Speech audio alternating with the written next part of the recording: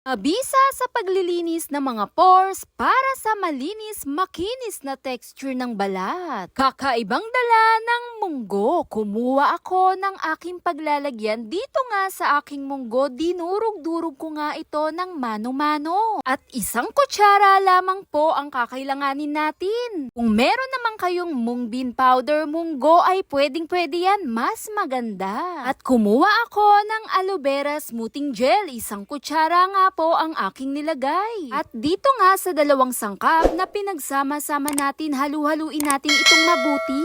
Dito nga sa ating munggo, kapaki-pakinabang din talaga ang dala para sa ating mukha. Dahil mayaman na rin to sa antioxidant at bitamina na tumutulong sa paglaban ng senyalis sa pagtanda ng ating balat. Ganda rin to gamit-gamitin para na rin sa may mga pores. At kung ikaw ay nakakaranas nun, ito'y pwedeng-pwede sa'yo. Dahil sa dala ng munggo, tumutulong tong maghigpit ng mga pores, ginagawang malinis, makinis ang iyong balat. Kahit pa 2 beses sa isang linggo, 3 beses, pwedeng-pwede mong gawin. Ito'y nakadepende sa oras, araw mo rin. Katapos ko nga itong halu-haluin, dinirekta ko nga muna itong idinampi, inilagay sa aking kamay. Babad mo lamang ito ng 15 minutes. Napakainam din ito gamit-gamitin para sa ating muka dahil naglalaman na rin siya ng moisturizing. At kinabibilangan na rin ang pagpaputi lalo sa balat. Tumutulong din to mag-control para na rin sa mga oily skin. Maiiwasan ng magkaroon ng breakout. Higit sa lahat, isa rin tong isang banayad na natural na sangkap na mahusay din sa pinakamainam na uri ng ating mga balat. Kahit anong skin type mo ay pwedeng-pwede to para sa'yo. At magandang lunas din to para na rin sa may mga acne. Dahil naglalaman na rin to ng anti-inflammatory properties, mayaman sa vitamin A at vitamin C ang munggo. Mapoprotektahan niya ang iyong balat. Direkta mo nga lang tong idampi, imas sa iyong mukha ng 15 minutes at banlawan mo ito ng banayad lamang, sobrang lambot at napakagaan sa balat. Ganda rin panglinis, mag-alis ng dumi sa ating mukha. Pinapanatilihin itong hydrated lalo sa balat. Sobrang kahanga-hanga rin talaga ang dala ng munggo, nasa kusina mo lang madalas gamit-gamitin. Kahit anong oras ay pwedeng-pwede mong gamit-gamitin at gawin. Gawin mo lang i-face mask at exfoliate na rin sa iyong mukha sa pagtulong sa paglinis din ng mga pores at dumi-dumi lalo sa balat. At ang kagandahan dala, mayaman na rin to sa collagen na tumutulong upang mabawasan ang mga itsura ng pinong linya o wrinkle sa ating mukha. Pinapabuti niya nito ang itsura o texture ng ating balat. Like this video for more tips. Bye!